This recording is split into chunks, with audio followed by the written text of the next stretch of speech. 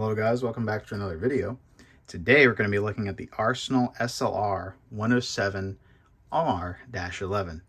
It's a mouthful and it's kind of hard to remember, but this is the nomenclature for the essentially the budget entry-level Arsenal stamped AK in 7.62x39.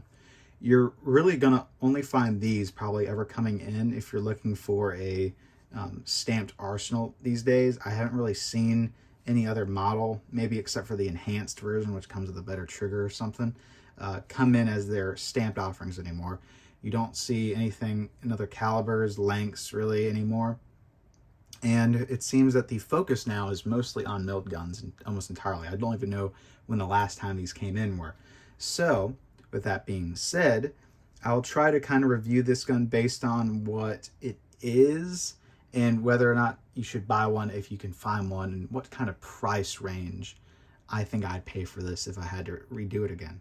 So I had bought this from KVAR in like mid 2020, right around after July or so, because I've been kind of patiently waiting for the KUSA 103 to come out, because I was really interested in that rifle and I was curious if it was going to be a good rifle or not, because I've always liked the aesthetic of the black polymer, you know, kind of 103 looking guns.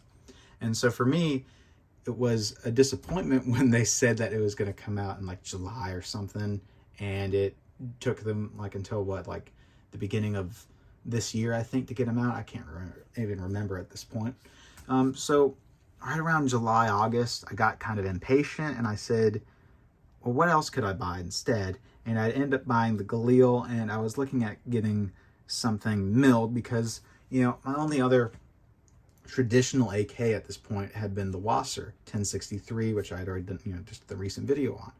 And I think it's a good gun, but I had known that those are considered entry-level guns because, you know, even nowadays they're still considered entry-level, and a lot of people are recommending Zastava over those.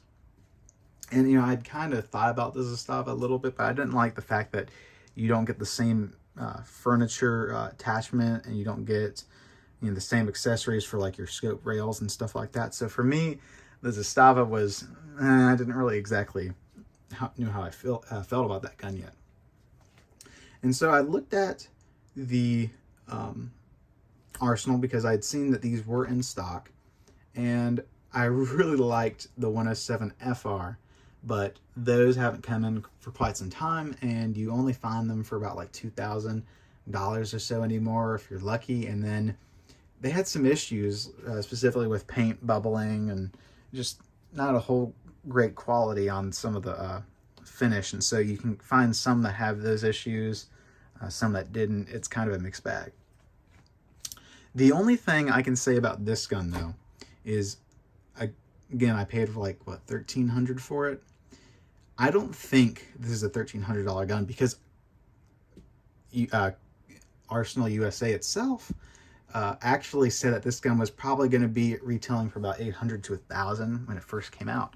And so if you think about that, they probably did retail from about that price when they first came out. I can't remember what year exactly that was, but they probably did go for about that price at the time. And so you think about it and you're like, well, has anything improved on these guns to make them go from $800 to $1,000 rifles to go up to $1,300? And the answer, I think, is simply no. There's nothing that's changed on them. There's nothing that's been enhanced. It's just the same gun, but new price, because KVAR can ask for that. And these did sell. I remember they were in stock for quite some time, and I remember I bought one and they were still in stock, so they had more than one, and then eventually they did go out of stock. It took some time, but they eventually did. So that means that these are selling, and KVAR actually does make some money off of these, because the MSRP is like $300 or more lower than what they can actually get for them. So I'm going to just go over the basics of the gun, what I've done to it, because I have actually modified my front end just a little bit. Nothing, you know, permanent, but I did add something that generally isn't going to be there. So we'll go ahead and start with the rear end and go from there. So you have a typical 74 polymer US made style buttstock, has the trap door. You do get the cleaning kit with there, but I had issues getting this to actually get into the buttstock, and then I had issues with it actually coming out when you'd push in, it really wouldn't want to come out. So I just don't mess with that. And I think it adds a little bit unnecessary weight anyway, so why do it? Moving up, we have a ribbed dust cover. It does wobble on the rear. And then if we go up to the front, there is a little bit more wobble. Nothing too terrible. It just kind of goes like, mostly it's side to side though. Again, not a huge issue. It comes with the shelf on the recoil spring to help it keep on there when you're shooting rifle or grenade launcher, using grenade launchers. But again, that's not really a huge thing. But this is the correct like 74 style recoil spring end anyway. On this side, we have a standard lever, nothing enhanced or anything special. Doesn't come with a little cutout. I think this is at like the perfect tensioning, and it feels a bit different from the 104 that I have. It feels more tactile. It really, like, if you just push on it like a little bit, it doesn't move, but you have to put a little bit of effort into it, and I like that. I hate how on the Palmetto States they're so loose sometimes that it's like just swiping it up and down with like your pinky, you know, barely putting any pressure on it. So I think that's good. Interesting thing to note is that on the 104s and 107 FRs, your serial number is on this side. However, on this, when I take it apart, you'll notice that it's on the opposite side. Kind of strange. Some people have theorized that a potential reason for that is because that these aren't actually made by the same Arsenal factory, that they've subcontracted them out to some other factory in Bulgaria. And some people note different things like the quality and stuff as being reasons why you do get an accessory rail. I've only really ran this through it. It is a Gen 2 Midwest Industries with an XPS2. Works perfectly fine. Haven't had any real issues, except the mount. The last time I did shoot it, it did kind of come off a little bit, or not really. It got loose, I guess I should say. It would move back and forth just a slight bit, so I had to retension it, and we'll see if it has any more issues. In 1,000 rounds, it only did that once. I have had issues with typically the side mounts doing stuff like that occasionally, but it hasn't been a huge deal in general. On this side, I'm going to go ahead and talk about your lever for magazine release, because this is the correct 74 style one with the dimpling in the front. So here I'm going to talk about the trigger while I'm at it. So I'm going to go ahead and rack it. It is safe. I just checked. Yep, it is safe. So this is the standard, I believe this is the FIME trigger. It has this really interesting profile, and it is considered a 2-stage. So you get to like a shelf right here, or a wall, I guess I should say. And it's kind of, you hit it, and when you hit it, it's kind of heavy, and you don't really know when it's going to break. You can't really tell, but it is a good shelf to get to. Personally, it's not the best trigger in the world. I know some people have mixed feelings about these. Some people are okay with them. Some people really don't like them. Some people also base it on the past where they had some real issues with the triggers, but nowadays they're not necessarily all that bad. Moving forward, you do get your 74 style release of, or gas tube lever. You do have a 800 meter leaf with the D battle setting, which is kind of strange. Not sure why it's D, because, like, for example, my 104 actually has the P, Cyrillic P marked. You do have an interesting choice of gas block. This is the 74 9-degree port, but it is not actually like 74 profile, because it has the AKM style lug, kind of different. And then you actually have a, I guess this would be, I don't really know, I guess this is kind of like a mixture between the AKM and 74 front sight, because I believe it does have the wings for, yeah, it does have the wings for a bayonet to latch on at the front too, so that's kind of interesting. But if you can see, It is slightly canted, nothing too terrible, nothing too impressive. I wish it could be better. It's not, but that's whatever. And also you can note, whoops, that this does in fact have a 24mm thread muzzle brake on there. If you're knowing how I did that, or if you're wondering how I did that, it is because this gun is actually a 14x1 left hand threaded muzzle, but I actually went ahead and got the Legion USA Strela adapter for 14x1 to 24mm. This comes with a standard muzzle nut, and I think that's kind of ridiculous for how much you're paying for them. So, and I kind of like the look of the 100 series or 74 style muzzle brake, so I went ahead and got one and put it on there. Little bit difficult. I had to actually remove some material off the front end of the adapter because it was too long to actually let the muzzle device thread onto it. So you have to relieve actually quite a bit of material. And then it's a pain to actually get that on, because if you think about it, you're threading something that is 14x1 left hand and also right hand at the same time. So you're going in two opposite directions and you're trying to get them to lock into the same detent. It's a pain.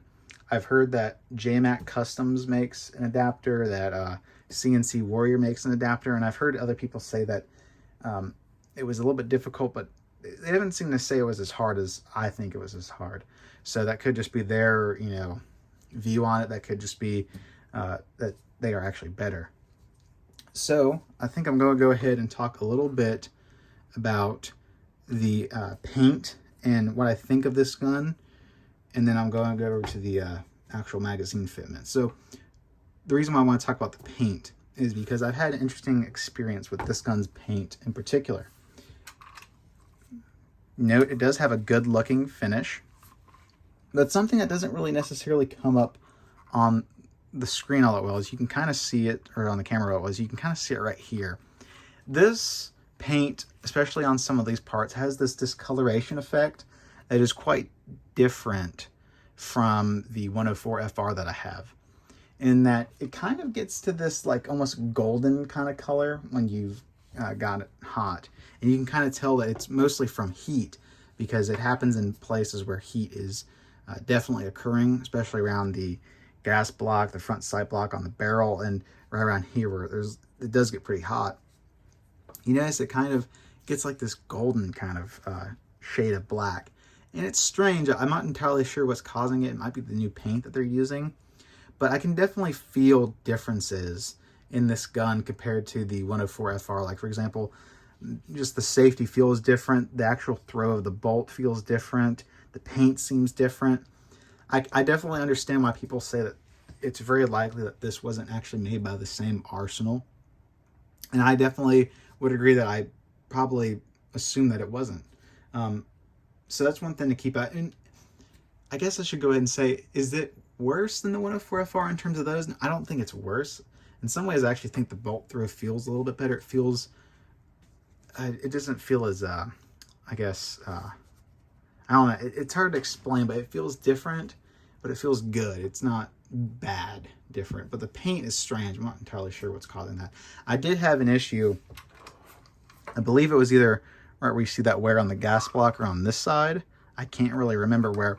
I had like set it down on something that was like polymer, and it burned, and it kind of melted the polymer to get onto the actual gas block, and I had to get it off with using like a heat gun and CLP and like a brush, and it came off, but it didn't damage the finish much at all. It just left some remnants of the polymer still on there. So, that's all I can really say about the finish. I haven't had really any issues with it. So let's go ahead and talk about magazine fitment. This is another interesting thing, because I was hoping it was going to be significantly better than my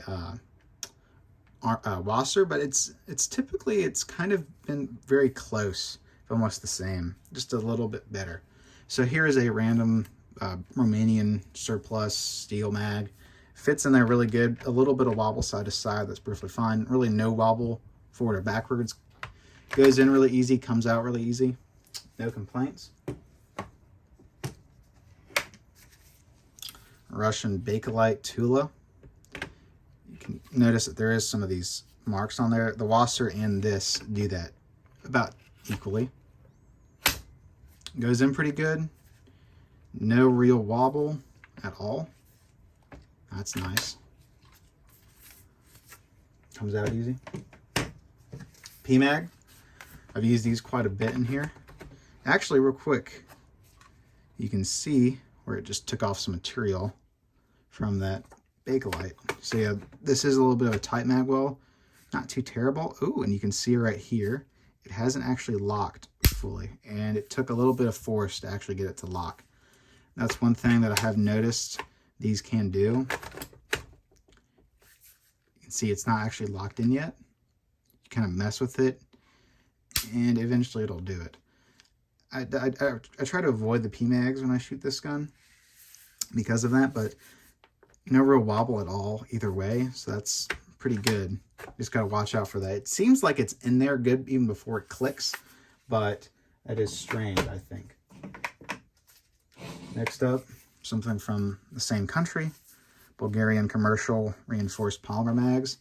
Now these I definitely know had some fitment issues because you can see that this is actually caused by this, where this pushes down on it and causes some wear on the actual magazine to actually have it properly fit. But beyond that, they fit in great once you've got that sorted out, and they have no wobble whatsoever, and they come out pretty easily. They do have some fitment still at the front that kind of keeps it in there a little bit snug, but it's nothing too terrible. I actually use those mags quite a bit in that gun. And here's the magazine it came with just to have some fun. Whoops, didn't mean to knock you over. It's a little bit difficult. Yeah, the thing that came with it, 5-round mag. It's actually a 10-round body, so you could convert it to be 10 rounds technically. Good mag for zeroing your gun. And then last but definitely not least, because it holds the most rounds, generic backloader 75-round drum. Now this is a little bit difficult because of the angle, but oops, almost knocked you guys over. It does fit in there relatively good. It does have a little bit of wobble, nothing too major. However, it actually comes out a lot easier compared to the Wasser. So maybe the lug is just a little bit better in that little area. So yeah, drums, definitely good to go. The only mags I might stick away from maybe are the P mags, but again, they still work. I wouldn't really complain about that too much. The next thing I guess to do is just to take it apart and look at the parts. I did clean this recently, so you should be able to see everything pretty good. I'm going to go over some of the stuff on it while I'm inside, and you can just get a decent look at everything. Oh, I got the safety on, that's why. Dirt to dirt to dirt. Oops. Come on, there we go. All right, so now we can go ahead and look at the insides.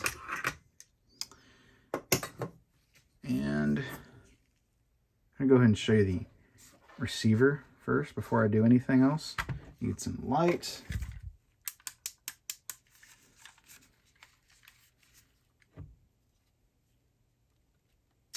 So, I get a better lug. Looks really good. You see some wear right there.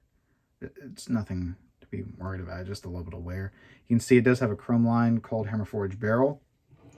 Rails look good. Ejector looks good. Hammer face has a little bit of wear, but you can definitely see it still has that profile, and this does kind of want to lock up the bolt on the hammer, but it's not actually that bad compared to some of the other guns I have. Does have a shepherd's hook in there. I've probably need to replace that at some point because it's probably going to break on me, but that's what they come with. Kind of sucks that that's what they come with because, again, I think the retaining plate is 100% the way to go, but that's what they ship them with, so can't complain. And I guess now it is time to look at the other parts. So here's the dust cover, just to, oops, gotta zoom you out. Here's the dust cover just to show it to you. Nothing strange or weird about that. Recoil spring, it's decent. Nothing weird to complain about or talk about. here's where we get into the interesting bits.